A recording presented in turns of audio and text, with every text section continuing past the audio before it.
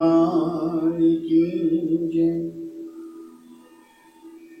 गजाननं भूतगणाधिसेवितं कपित्थजम्बूफलचारुभक्षिणं उमासुतं शोकविनाशकारकं नमामि विघ्नेश्वरपादपङ्कजम्। गुरुर्ब्रह्मा गुरुर्विष्णु गुरुर्देवो महेश्वर गुरुर्साक्षात् परब्रह्म तस्मै श्री गुरवे नमः। वर्णानामर्थसङ्घानां रसानां छन्दसामपि मङ्गलानां च कर्तारो वन्दे वाणी विनायको। राघवं रामचन्द्रं च रावराणीं रमापतिं राजीवलोचनं रामं तं वन्दे रघुनन्दनं। सर्वमङ्गलमाङ्गले शिवे सर्वार्थसाधिके शरण्ये त्र्यम्बके गौरी नारायणी नमोस्तुते। बैल चढ़े शंकर मिले गरुड़ चढ़े भगवान सिंह चढ़ी दुर्गा मिली हो सबका कल्याण। निश्चय प्रेम प्रतीति ते विनय करे सन्मान देहि के कारज सकल शुभ सिद्धि करे हनुमान सिद्धि करे हनुमान। श्री बालाजी महाराज की जय। बलिपुत्रेश्वर भगवान की जय। आइए भक्तों, मैं ऋषि कुमार शर्मा मुंबई से आप सभी का हार्दिक स्वागत कर रहा हूं। श्राद्ध पर श्रद्धा पर। श्राद्ध के मूल में श्रद्धा ही निहित है। आइए कुछ भावों के साथ, कुछ भजनों के साथ, कुछ संदर्भों के साथ, कुछ अनुभवों के साथ प्रतिदिन 1 घंटा हम अपने पितृश्रों का स्मरण करते हैं और उनके आशीर्वाद की चाह लिए हुए उन्हें याद करते हैं। आज सप्तमी का श्राद्ध घर घर में मनाया गया। पितृश्रों ने अपने परिवारों में आकर के तृप्ति ग्रहण की और अपने परिवारों को आशीर्वाद दे करके वो अपने धाम पधारे। आइए, जैसा कि प्रतिदिन का हमारा नियम है, हम गजानन गणेश को मनाते हुए अपने पितृश्रों का स्मरण करते हैं। तो इसी परंपरा का निर्वाह करते हुए आज फिर हम गणेश जी महाराज का स्मरण करते हुए आज के इस सत्संग में, आज के इस प्रसंग में, आज के इस आयोजन में प्रवेश करेंगे। बोलिए सांचे दरबार की जय। तो दुंदाला दुख भंजना सदा उजालो वेश सारा पहली सुमरिए गौरी पुत्र गणेश गौरी पुत्र गणेश। बोले सांचे दरबार की जय। गणपति ने प्रथम मैं नामाजी गणपति ने प्रथम मैं नामाजी गणपति ने रिद्धि सिद्धि लेकर आओ जी गजानंद रिद्धि सिद्धि लेकर आओ जी गजानंद आओ जी गजानंद आओ जी गजानंद। शरणा में ध्यान लगावा जी गणपति के चरणा में ध्यान लगा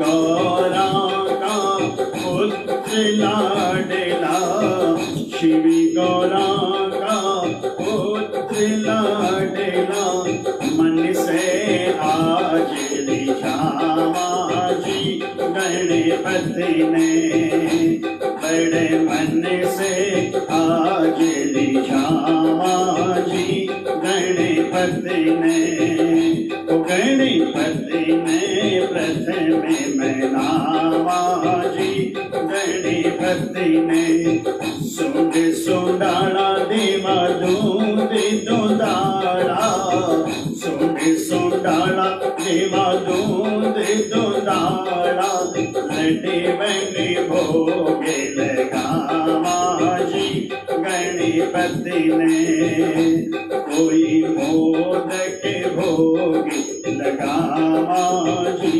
गणपति ने, गणपति ने प्रथम मनावा जी गणपति ने, शुभ और लाभ के तुम हो दाता, शुभ और लाभ के तुम हो दाता, चरणा में शीश नवावा जी गणपति ने, उधार चरणा में शीश नवावा जी गणपति ने, गणपति ने प्रथम मनावा जी गणपति ने, अन्न धन से भर दो भंडारो, अन्न धन से भर दो भंडारो, भर दो भंडारो,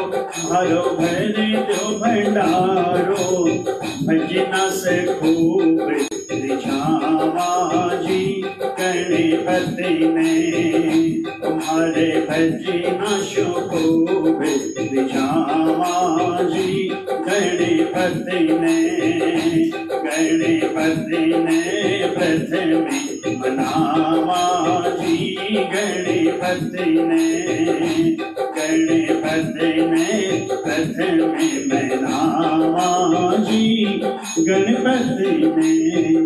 गणेश जी महाराज की जय, बोले नित्य सिद्धि के दातार की जय। आइए भक्तों, गौरी नंदन के चरणों में वंदन करते हुए भाव और श्रद्धा के साथ मन में उमंग लिए हुए अपने निज कुल के देवता पितृश्वरों के चरणों में वंदन करते हैं। पिछले दिनों में हमने कई व्याख्याएं की, कई चर्चाएं की, कुछ बातें आपके साथ साझा की, कुछ आपके अनुभव हमने आप सभी के बीच रखे। इन सब का तात्पर्य आखिर में निष्कर्ष यही निकलता है कि जो भाव और श्रद्धा के साथ अपने पितरों का वंदन करता है, उनकी कृपा अवश्य प्राप्त करता है। और कृपा प्रसाद से कई बार ऐसा देखा है कि जो संभव नहीं लग रहा होता है, कई बार ऐसा लगता है कि यह कार्य कैसे संपन्न होगा, लेकिन पितृश्वरों की कृपा से वो बड़ी सरलता से, बड़ी सहजता से संपन्न हो जाता है। आज मुझे अपनी पुराने कलेक्शन में एक पुस्तक प्राप्त हुई जिसमें गया श्राद्ध के बारे में विवरण दिया गया है। आइए इस गया श्राद्ध विषय पर आज कुछ चर्चाएं करेंगे और बीच बीच में अपने पितृश्वरों के चरणों में अपनी श्रद्धा, अपने भाव, अपनी अर्जी धरते हुए आगे बढ़ेंगे। तो आइए पहली अर्जी आज मैं यही लगाना चाहता हूं। आज हमारे साथ इस आयोजन में बड़ा ही परम सौभाग्य है हमारा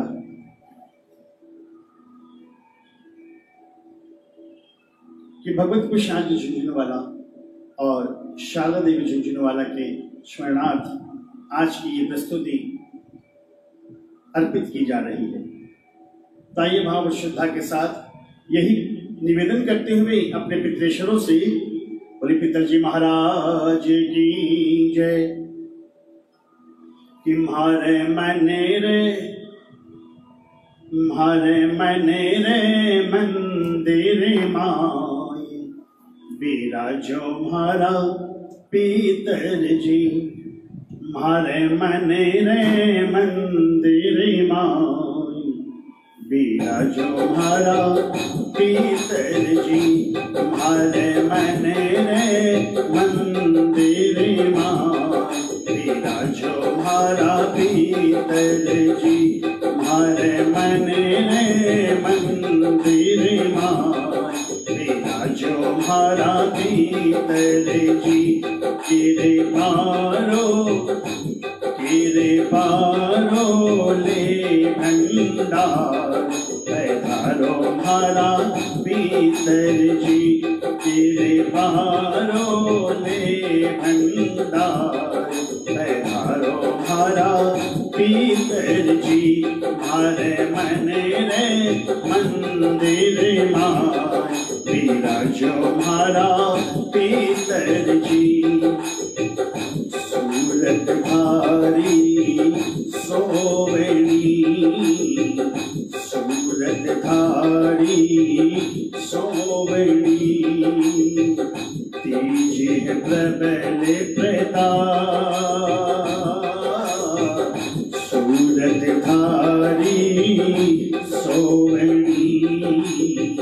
तीजे प्रबल प्रताप, थारो नाम सुमीरता म्हारा, कटि जा सब संताप। पितर जी म्हारा कटि जा सब संताप। थारी महिमा परे बलिहार, पधारो म्हारा पीतर जी। थारी महिमा परे बलिहार, पधारो म्हारा पीतर जी। म्हारे मने रे मंदिर माई, बिराजो म्हारा पीतर जी। म्हारे मने रे मंदिर माई, पधारो म्हारा पीतर जी। थारे आया ही मिले, थारे आया ही मिले। सबने सुख परिभार, थारे आया ही मिले। आने सुख परिभार, खाने प्रिय थारा भगत थारो, गुण गावे दिन रात। पीतर जी थारा गुण गावे दिन रात। देवो चरणा रो रजदार, जी म्हारा पीतर जी। देवो चरणा रो रजदार, पधारो म्हारा पीतर जी। किरे पारो ले भंडार, बिराजो म्हारा पीतर जी। किरे पारो ले भंडार, पधारो म्हारा पीतर जी। म्हारे ही बेड़े थी बशा, म्हारे ही बेड़े थी बशा। पीतर जी महाराज, म्हारे ही बेड़े थी बशा। पीतर जी महाराज, थारी कृपा राखियो, यो थारो परिवार। पीतर जी म्हारा यो थारो परिवार। जी है, अर्जी है हजारे हजार, पधारो हमारा भीतर जी, अर्जी है हजारे हजार, पधारो हमारा भीतर जी, हमारे मन रे मंदिर माय, पधारो हमारा भीतर जी, हमारे मन रे मंदिर माय, पधारो हमारा भीतर जी, गिर पारो ले भंडार, पधारो हमारा भीतर जी, गिर पारो ले भंडार, पधारो हमारा भीतर जी, पधारो हमारा भीतर जी, पधारो हमारा भीतर जी। लिपितेश्वर भगवान की जय। थारे आया ही मिले मान सुखे परे भात। और ऐसे कई उदाहरण हैं, ऐसे कई अनुभव है लोगों के, ऐसे कई अनुभव है परिवार वालों के, जहां किसी न किसी रूप में इस श्रद्धा पर्व में, इस श्राद्ध पर्व में पितृश्वर ने स्वतः आकर के अपनी उपस्थिति दर्ज कराई है, अपने अस्तित्व का भान कराया है। कल भी मैंने चर्चा में बताया था कि अयोध्या में श्राद्ध कर्म हो रहा था।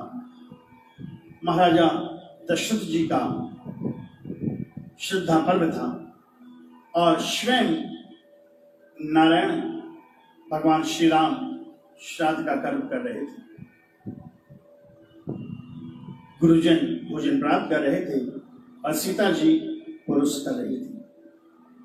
तभी अचानक सीता जी ने परोसगारी बंद कर दी और जाकर के पर्दे की आंख पे खड़ी हो गई।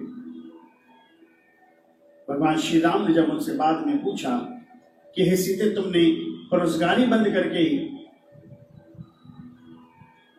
पर्दे के पीछे आकर क्यों खड़ी हो गई?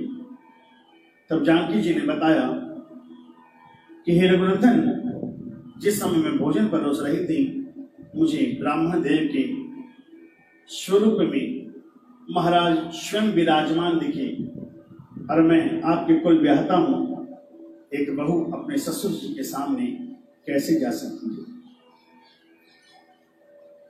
ऐसी एक कथा हमारे संत एकनाथ जी के जीवन की भी है और कई बार ऐसे अनुभव परिवारों को हुए हैं। ब्राह्मणों के मुख से कभी कोई वचन ऐसे निकले हैं, कोई हाव भाव ऐसा हुआ है, कोई व्यवहार ऐसा हुआ है, जिसके चलते इस बात को हम दावे के साथ कह सकते हैं कि जब आप श्रद्धा के साथ श्राद्ध कर्म कर रहे होते ही तो किसी न किसी रूप में पितृश्वर वहां पर अवश्य विद्यमान होती है। तो आइए आज संयोग से मुझे गया श्राद्ध की एक पुस्तक प्राप्त हुई, जिसमें श्राद्ध की विशेषता और उसका वर्णन और उसका विधान बताया गया है। मैं उसकी अधिक चर्चा में नहीं जाऊंगा, परंतु कहते हैं गया नामक एक व्यक्ति था, जैसा कि मोटा मोटा उसमें कहानी लिखी हुई है, जिसे लोग गयासुर के नाम से भी जानते हैं। वैसे तो उसके व्यवहार से, उसके किसी भी कार्य से ये ऐसे नहीं लगता था कि वो असुर है, लेकिन चूंकि बड़े विशाल काया, बड़ी विशाल आकृति थी उसकी, इसलिए लोग उसे गयासुर के नाम से जानते हैं। गयासुर ने नारायण की तपस्या की और जब नारायण उसके सामने प्रकट हुए तब उसने वरदान मांगा कि हे नारायण, यदि आप मुझसे प्रसन्न हैं तो मुझे ये वरदान दीजिए कि मैं जहां जाऊं, जहां लोग मेरा दर्शन करें, वो सारे कर्म बंधनों से मुक्त होकर के सीधे मुक्ति को प्राप्त कर ले, सीधे स्वर्ग में स्थान प्राप्त कर ले। जो भी मेरा दर्शन करे, कहते हैं भगवान नारायण ने गयासुर को आशीर्वाद दिया और उसे वरदान दे दिया।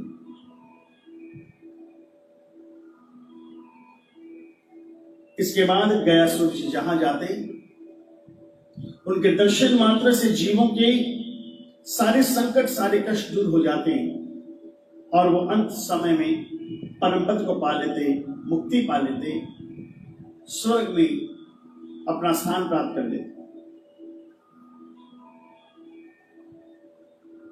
कहते हैं कुछ दिनों बाद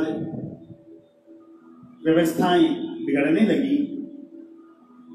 धर्मराज यमराज ने जाकर के नारायण से प्रार्थना की कि भगवान, हमारी और तो कोई आता ही नहीं कि आजकल, जैसे लॉकडाउन में आजकल सभी के कारोबार ठंडे पड़े। यमराज ने कहा भगवान हमारा भी कारोबार जरा, क्योंकि गयासुर का जो दर्शन कर लेता है, और गयासुर कभी यहां तो कभी वहां तो कभी वहां कभी वहां विचरण करता रहता, एक जगह रुकता नहीं, क्योंकि उसे पता था कि वो जहां जहां जाएगा लोगों को दर्शन मिलेंगे और जो जो उसका दर्शन करेंगे उसकी मुक्ति हो जाएगी। परोपकार की ऐसी बड़ी भावना के साथ, विशाल हृदय के साथ वो यहां वहां जहां तहां घूमता रहता, और जो भी उसका दर्शन करता निश्चित ही उसकी मुक्ति पक्की हो जाती। तब ब्रह्मदेव ने उस विशाल का गयासुर से कहा कि तुम बड़े पवित्र मन के हो, तुम बड़े पवित्र हो, तुम परोपकारी हो। हम एक यज्ञ करना चाहते हैं लेकिन हमें स्थान नहीं मिल रहा। इस धरती पर ऐसा कोई स्थान नहीं है जो इतना शुद्ध और इतना पवित्र हो। तो गयासुर ने अपने आप को प्रस्तुत किया, क्योंकि गयासुर बड़े परोपकारी थे। अपने आप को प्रस्तुत किया, तब ब्रह्मदेव ने उनसे कहा कि हम तुम्हारी देह पर, तुम्हारे विशाल का शरीर है और तुम बड़ी परोपकारी हो, हम तुम्हारी देह पर यज्ञ करना चाहते हैं।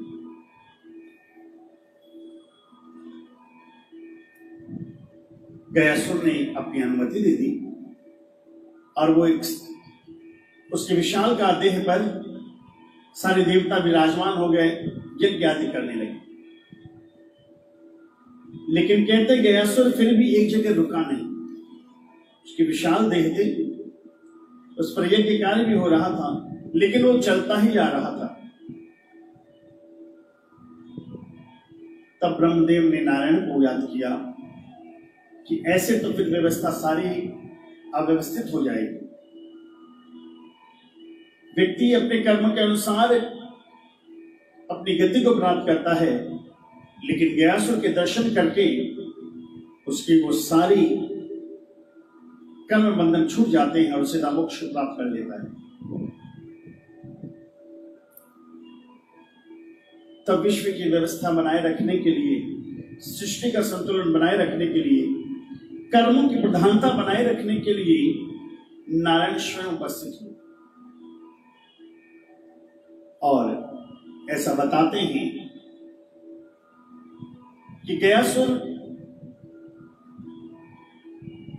के ऊपर जब नारायण आकर के विराजमान हुए, तब गयासुर की गति थम गई। उसने अपना चलना फिरना रोक दिया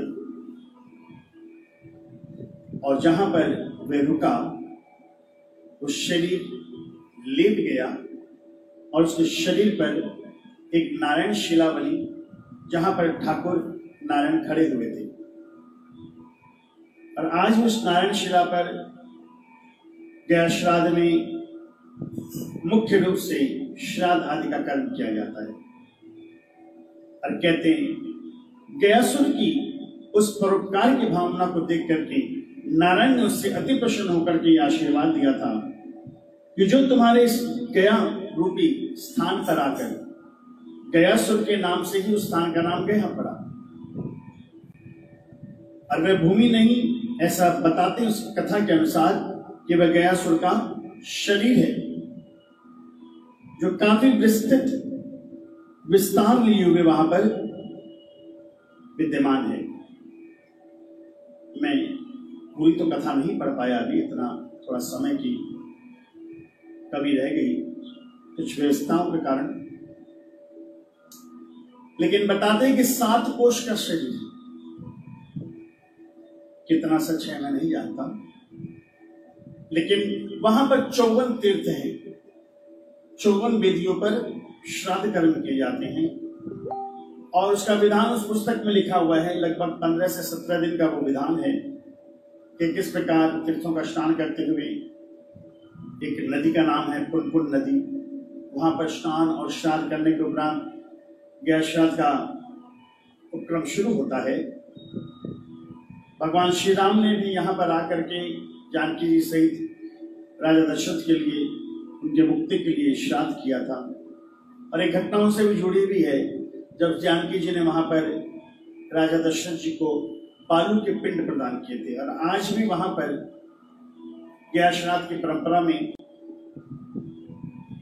प्रतिदिन की एक विधान है। वहां पर 16 दिनों में 54 स्थानों पर पिंड इत्यादि दिए जाते हैं और उनका पूजन और दर्शन किया जाता है।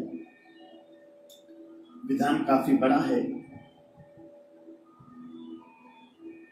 कोई पितृश्वरों की विशेष कृपा हो, कोई उनका अनुग्रह हो, तब ही केवल वहां पर यह कार्य संभव हो पाता है।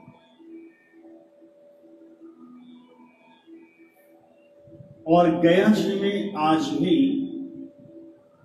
पितरों के प्रत्यक्ष प्रमाण मिलते हैं।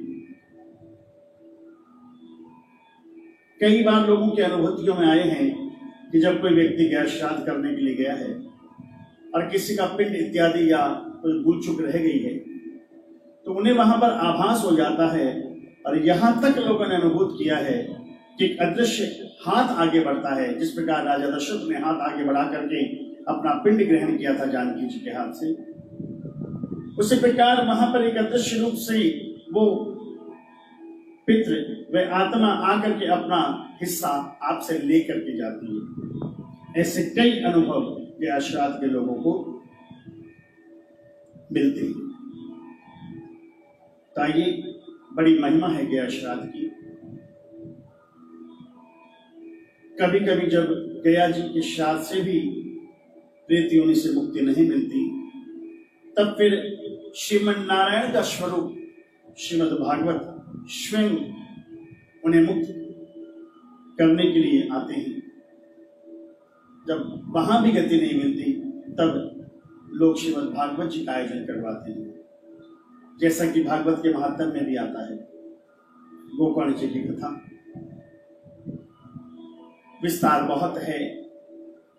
मैं तो सोच रहा था कि मैं क्या कहूंगा इस बारे में, बहुत छोटा सा ज्ञान, छोटी सी जानकारी थी, लेकिन जब इस विषय पर हम सुनने और पढ़ने के लिए बढ़े तो पता चल रहा है कि ये बड़ा अगाध और अथाह सागर है। इसके विधान, इसकी व्यवस्थाएं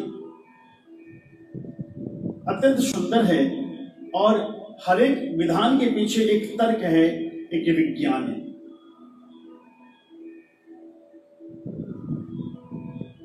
आज सवेरे भी एक वीडियो हम देख रहे थे, उसमें कहते व्यक्ति के अंदर 5 तरह के प्राण होते हैं, और 5 प्राणों का एक साथ निष्कासन देह से नहीं होता है, एक एक करके वो शरीर से निकलते हैं। मैंने वो वीडियो सेव किया है, वापस उसे पढ़ूंगा, सुनूंगा, और तब उसके बारे में आपसे साझा करूंगा वो बातें। कहते हैं कभी कभी व्यक्ति के वो पांचों प्राण उत्सर्ग होते होते 3 महीने तक लग जाते हैं। और कुछ विधान ऐसे भी उसमें बताए गए कि इसीलिए कोशिश ये की जाती है कि मृतदेह को लगभग 3 से 3.5 घंटे के भीतर उसका मृतक कर्म, उसका दाह संस्कार कर दिया जाए। 2 प्राण तो प्रारंभ में एक के बाद एक निकल जाते हैं, लेकिन उसके बाद वह जीवात्मा वहीं आसपास कहीं होती है और इस तन से, इस लोक से, इस समाज से और अपनों से इतनी मोह ग्रसित होती है कि वो पुनः उस तन में प्रवेश करने की कोशिश करती है। और ऐसा कई बार हुआ भी है। एक बार कोई घटना मुझे याद आती है, कहीं सुनी कि किसी व्यक्ति का देहांत हो गया और लोग उन्हें ले जाने लगे, और ये सच घटना है। तब चिता पर उसे आरूढ़ किया गया और जब अग्नि दाह संस्कार किया जाने लगा तब अचानक वह व्यक्ति उठ करके बैठ गए और उसने अपनी पूरी यात्रा लोगों को बताई कि मैं किस प्रकार इस देह से बाहर गया, कैसे वापस आया। ऐसी ही एक घटना हमारे एक श्रोता ने भी हमसे साझा की है कि उनके परिवार में किसी का देहांत हो गया, माता जी का, ताई, चाची, जो भी, एक महिला का नाम मुझे याद नहीं है, रिश्ता मुझे याद नहीं है,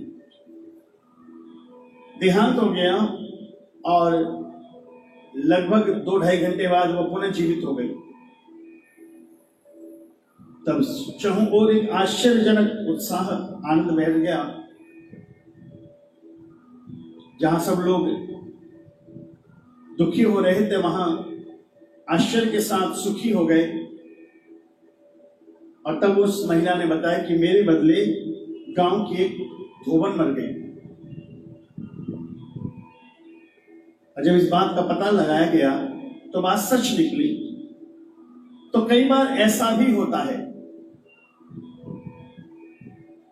ऐसे और भी कुछ उदाहरण हैं मेरी नजर में, जब व्यक्ति का प्राण उत्सर्ग हो जाता है लेकिन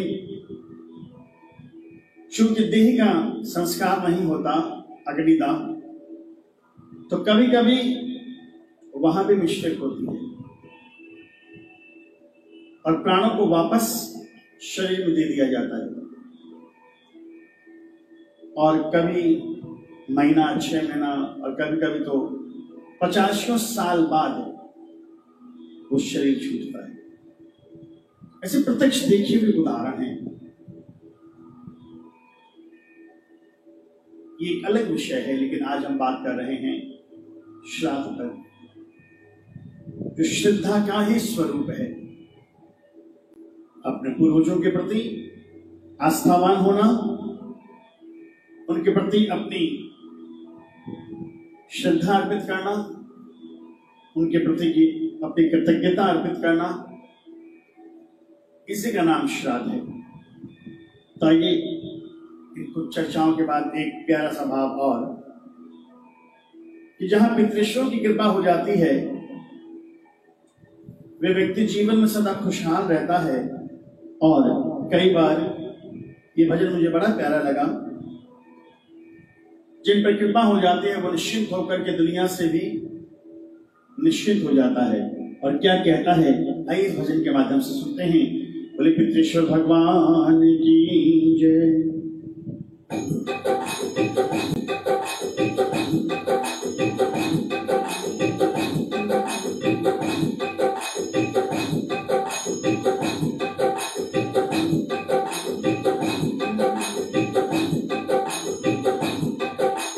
बोले पिताजी महाराज की जय।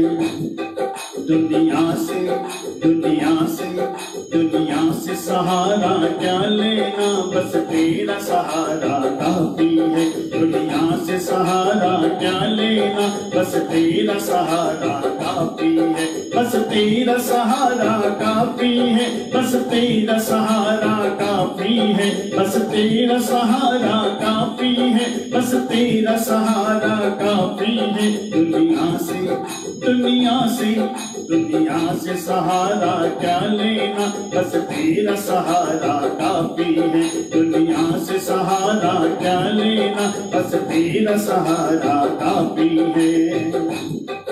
धन दौलत का क्या करना है, इन महलों का क्या करना है, धन दौलत का क्या करना है, इन महलों का क्या करना है, धन दौलत का क्या करना है, इन महलों का क्या करना है। जिंदगानी जिंदगानी चार दिनों की है, चरणों में गुजारा काफी है। जिंदगानी चार दिनों की है, चरणों में गुजारा काफी है, चरणों में गुजारा काफी है, चरणों में गुजारा काफी है, चरणों में गुजारा काफी है, चरणों में गुजारा काफी है। दुनिया से सहारा क्या लेना, बस तेरा सहारा काफी है। दुनिया से सहारा क्या लेना, बस तेरा सहारा काफी है।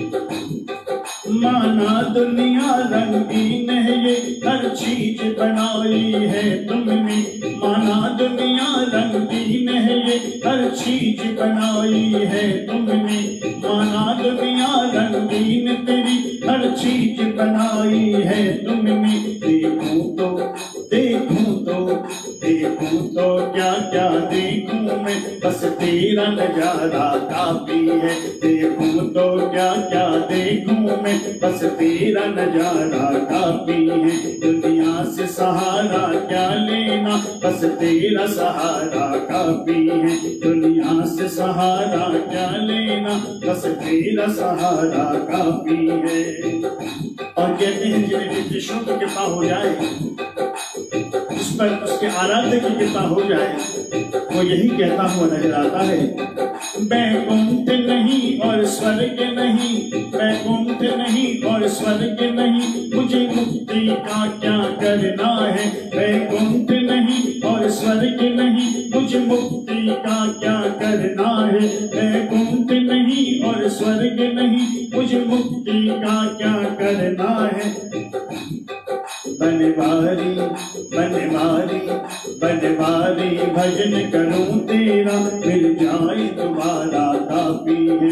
बनवारी भजन करूं जीवन, मिल जाए तुम्हारा काफी है। दुनिया से सहारा क्या लेना, बस तेरा सहारा काफी है। दुनिया से सहारा क्या लेना, बस तेरा सहारा काफी है। बस तेरा सहारा काफी है, बस तेरा सहारा काफी है, बस तेरा सहारा काफी है, बस तेरा सहारा काफी है। दुनिया से दुनिया से दुनिया से सहारा क्या लेना, बस तेरा सहारा काफी है। दुनिया से सहारा क्या लेना, बस तेरा सहारा काफी है, बस तेरा सहारा काफी है, बस तेरा सहारा काफी है। बोले पितरजी महाराज की जय। बड़े सुंदर भाव के साथ आज हम अपने कृष्ण को अपना भाव अर्पित कर रहे हैं। इसी क्रम में आइए कुछ बातें मुझे आज हमारे पंडित जी ने बताई, जो आपके साथ मुझे साझा करनी है। उन्होंने बताया कि किसी भी सुहागन स्त्री का श्राद्ध, भले ही उनका देह त्याग किसी भी दिन हुआ हो, ऐसा बताया जाता है, ऐसा कहा जाता है कि उनका श्राद्ध, अगर आपको तिथि न मालूम हो, वैसे तो हम अक्सर देहांत काल की जो तिथि होती है उस दिन श्राद्ध कर्म भाव श्रद्धा के साथ करते हैं, लेकिन जब कभी अगर हमें उनकी तिथि का पता ना हो, तो हमें जब किसी सुहागन का श्राद्ध करना हो तो वह 9वीं तिथि को करना चाहिए। इसी प्रकार किसी सन्यासी का श्राद्ध कर्म हमें करना पड़े तो उसके लिए द्वादश तिथि 12 तिथि का निर्धारण किया गया है। और जिस किसी व्यक्ति की मृत्यु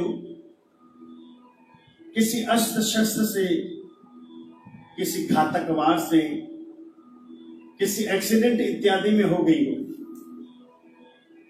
तो उनकी श्राद्ध तिथि 14 चतुर्दशी बताई गई है। और जिन्हें किसी के बारे में कुछ भी पता नहीं हो तो उसके लिए फिर सर्वपितृ अमावस्या का विधान किया गया है।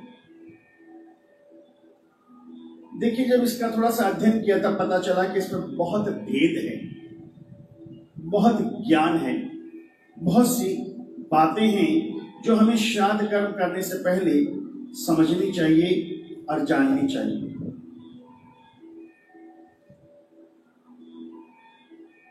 क्योंकि हर कर्म का एक विधान होता है, एक विधि होती है।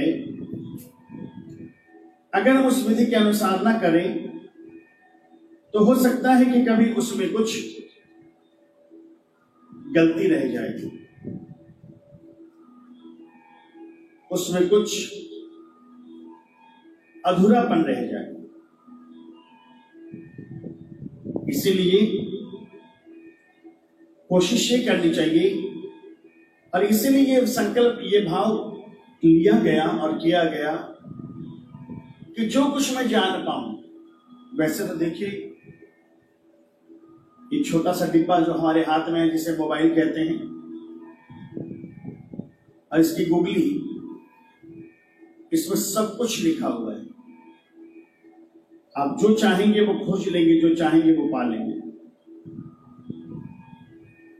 लेकिन होता क्या है कि हम अपने जीवन की उलझनों में, व्यस्तताओं में इतने उलझे हुए रहते हैं, मगन रहते हैं कि कभी कभी हमारे सामने भी वो आता है तो हम स्क्रॉल कर देते हैं, छोड़ देते हैं। लेकिन वही बात जब कोई समझाता है, कोई बताता है, तो बात समझ में भी आती है। इसलिए हमने ये कोशिश की कि जो कुछ हम जान रहे हैं, जो कुछ हम सीख रहे हैं, वो आपके साथ साझा करें।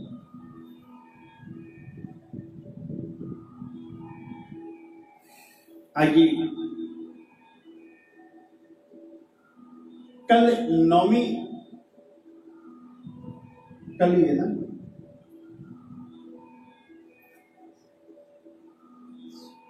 परसों 9वीं 11 तारीख, उस दिन हम कुछ विशेष बातें आपके साथ करेंगे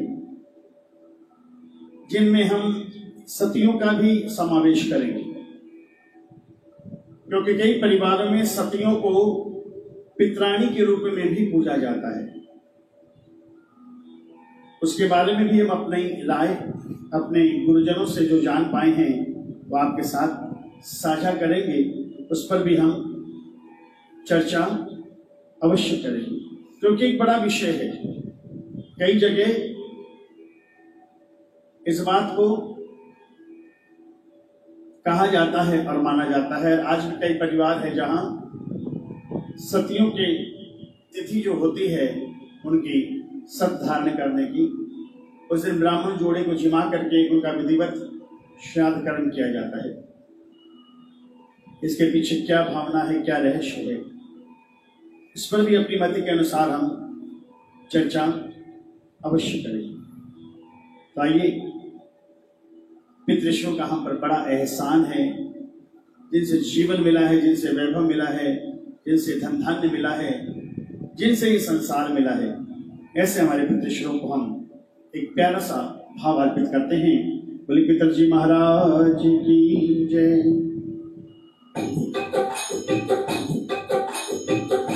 बड़ा एहसान किया है, दिया है तुमने सहारा। बड़ा एहसान किया है, दिया है तुमने सहारा।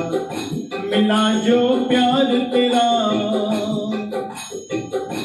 मिला जो प्यार तेरा, खिला गुलशन ये हमारा। बड़ा एहसान किया है, दिया तुमने जो सहारा।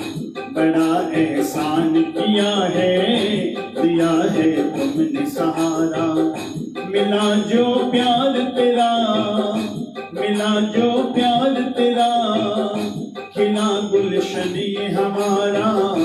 बड़ा एहसान किया है, दिया है तुमने सहारा। बड़ा एहसान किया है, दिया है तुमने सहारा। कैसी चिंता है हमको, अब न किसी की फिक्र है। कैसी चिंता है हमको, अब किसी की न फिक्र है। तेरे रहते बच्चों को भला अब किसका डर है। कैसी चिंता है हमको, अब किसी की न फिक्र है। तेरे रहते बच्चों को भला अब किसका डर है। आते हो हर पल हमके, ओ चले आते हो हर पल, जब भी जिसने पुकारा। बड़ा एहसान किया है, दिया तुमने जो सहारा। बड़ा एहसान किया है, दिया है तुमने सहारा। मिला जो प्यार तेरा, मिला जो प्यार तेरा, खिला गुलशन ये हमारा। बड़ा एहसान किया है, दिया है तुमने सहारा। बड़ा एहसान किया है, दिया है तुमने सहारा। कर जाओ तेरा दाता, भला कैसे उतारे। कर्ज तेरा ओ दाता, भला कैसे उतारे। कृपा तुम इतनी कर दो, जिंदगी दर पे गुजारे। कृपा तुम इतनी कर दो, जिंदगी दर पे गुजारे। वरना कैसे निभेगा, वरना कैसे निभेगा रिश्ता ये मेरा तुम्हारा। किया है, दिया है तुमने सहारा। बड़ा एहसान किया है, दिया है तुमने सहारा। मिला जो प्यार तेरा, मिला जो प्यार तेरा, खिला गुलशन ये हमारा। बड़ा एहसान किया है, दिया है तुमने सहारा। बड़ा एहसान किया है, दिया है तुमने सहारा।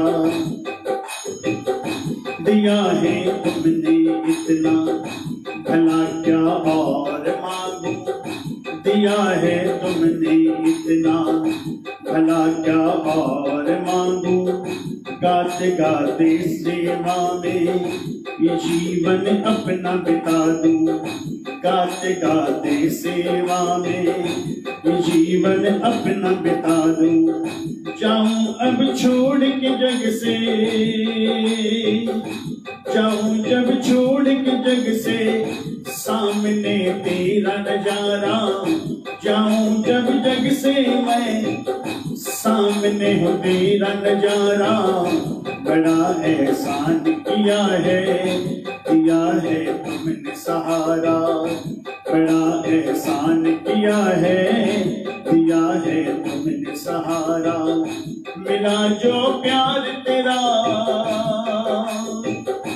मिला जो प्यार तेरा, खिला गुलशन ये हमारा। बड़ा एहसान किया है, दिया है तुमने सहारा। बड़ा एहसान किया है, दिया है तुमने सहारा। बड़ा एहसान किया है, है तुमने सहारा, बड़ा एहसान किया है, दिया है तुमने सहारा। जीवन के कई मोड़ ऐसे होते हैं जब उस बात को हमें स्वीकार करना होता है, माननी पड़ती है इस बात को कि अगर तो न होता हमारा क्या होता। ये बातें हमारे आराध्य, हमारे इष्ट देव के प्रति भी लागू पड़ती है, और जहां पितरों के प्रति आस्था होती है, श्रद्धा होती है, भाव होता है, वहां हमारे पितरों के प्रति भी ये भाव कहे जाते हैं और सुने जाते हैं। पितरों के चरणों में हमारी श्रद्धा ये यूं ही अनवरत बनी रहे। सदा हम अपने पितरों के कृतज्ञ रहें, उनके प्रति आस्थावान रहें, साथ ही साथ उनके प्रति जिज्ञासा भी हो। देखिए, भाव जगत में सब कुछ स्वीकार है, लेकिन बात जहां विधान की आ जाती है, आज ही किसी ने पूछा, एक इस्कॉन का कोई संवाद देख रहा था, तो एक प्रश्नकर्ता ने वहां जो वक्ता थे उनसे प्रश्न किया कि आप हरे कृष्णा क्यों कहते हैं? हरे कृष्ण भी तो कहा जा सकता है, ये आप क्यों लगाते हैं? आप उनका प्रोनाउंसिएशन थोड़ा सा कृष्ण, हम कृष्ण कहते हैं, वो कृष्णा कहते हैं, हम राम कहते हैं, वो रामा कहते हैं, हम वेद कहते हैं, वो वेदा कहते हैं।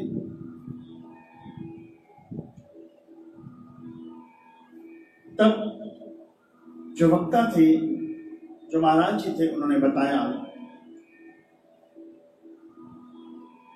कि कर्म, विधान और भाव दोनों जगह अलग अलग अर्थ निकलते हैं। जब हम किसी विधान की बात कर रहे होते हैं, किसी कर्म की बात कर रहे होते हैं, तब वहां उच्चारण विशेष महत्व रखता है। उन्होंने बताया अपने एग्जाम्पल में, उदाहरण में, कि चाइनीज लोग र अक्षर नहीं बोल पाते, उनके उच्चारण में र अक्षर नहीं। और कई जगह होते हैं ऐसे, कई शब्द हैं हमारे भारत में भी, ऐसे कई प्रांत हैं जहां कहीं कहीं कोई शब्द ऐसा है जिसका उच्चारण कुछ अलग तरीके से किया जाता है। हम यज्ञ कहते हैं, कई लोग उसे यज्ञ कहते हैं। कहीं पर ह को ड और ड को ह कहा जाता है,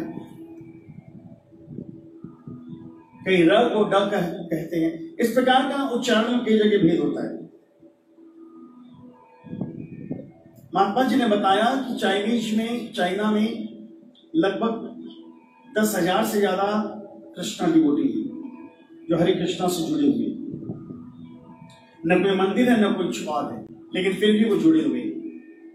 और वो जब हरिनाम संकीर्तन करते हैं, चूंकि वो र का उच्चारण नहीं कर पाते, उसे वो ला कहते हैं, तो हरे राम नहीं कहते, वो हरे कृष्ण नहीं कहते, वो हले राम और हले कृष्ण कहते हैं।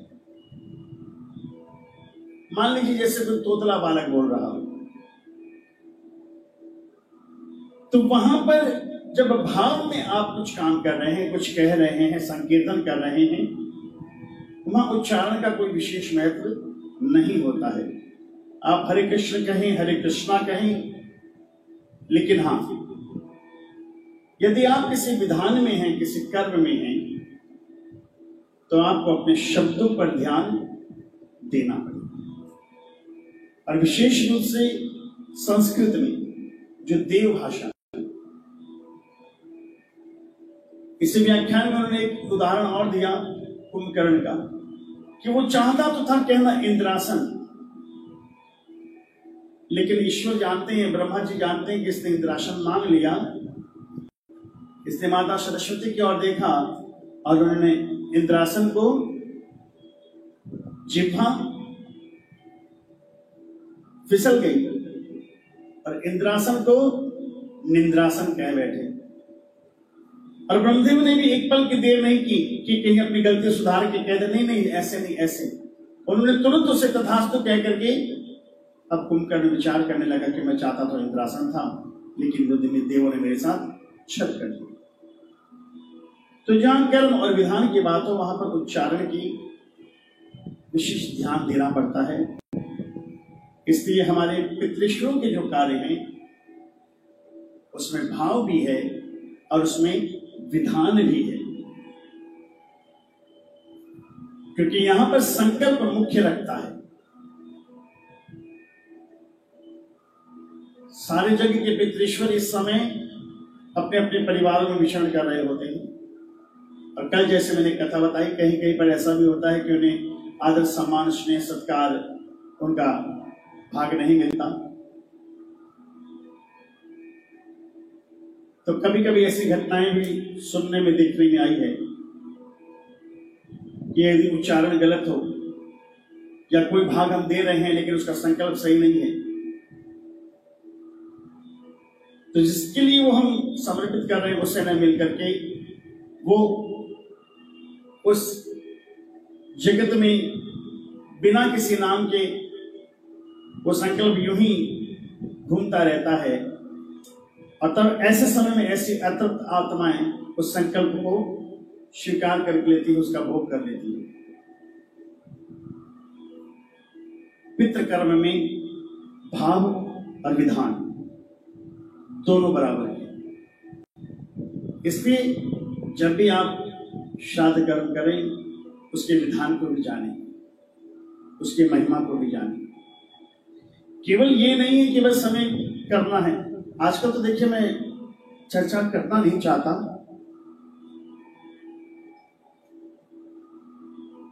अपने हद में रह करके मैं अपनी बात कहना चाहता हूं, वरना जो कुछ हो रहा है उसके सामने श्राद्ध पर्व को श्रद्धा पर्व कहना ही गलत होता है मेरा। लेकिन चलिए, जाहि विधि राखे राम ताहि विधि रहिए। तो कोशिश कीजिए कि ये कार्य श्रद्धा के साथ विधान से भी परिपूर्ण हो। आज के आयोजक परिवारों को बहुत बहुत साधुवाद, धन्यवाद। ये चर्चा निरंतर रहेगी। कल पुनः शाम 6 बजे आपसे मुलाकात होगी। इस डिजिटलाइज का जमाने का सदुपयोग करते हुए हम आपके साथ मुखातिब होते हैं। आपके सवाल, आपके सुझाव आमंत्रित हैं, जिससे हमारा भी ज्ञानवर्धन हो। हम भी कोशिश करके अपनी जानकारी को जहां तक हो सके सही, एक्यूरेट, परिपूर्णता की ओर ले जा सके। इस निवेदन के साथ चिराग ग्राफिक्स को बहुत बहुत धन्यवाद, जो प्रतिदिन समय से हमारे साथ जुड़ जाते हैं। और अमित जी पूरी श्रद्धा भाव के साथ, जैसा कि आज के लाइव में आपने देखा होगा, प्रारंभ में गणेश मदरान उन्होंने बहुत सुंदर एनिमेशन और ग्राफिक्स की, तो वो कुछ न कुछ नया करने का भाव लिए हुए हमसे जुड़े हैं और ईश्वर से, पितरों से यही चाहते हैं कि उनकी भी मनोकामना पूरी करें। आइए, कल आपसे पुनः मुलाकात होगी। बोले सांचे दरबार की जय, बोले पितृश्वर महाराज की जय, बोले पितराणी महारानी की जय। मैं ऋषि कुमार शर्मा आप सभी का धन्यवाद देता हूं, जो परोक्ष अपरोक्ष रूप से इस श्राद्ध पर्व से, इस श्रद्धा पर्व से जुड़ रहे हैं। सभी का अभिनंदन, अभिवादन, धन्यवाद।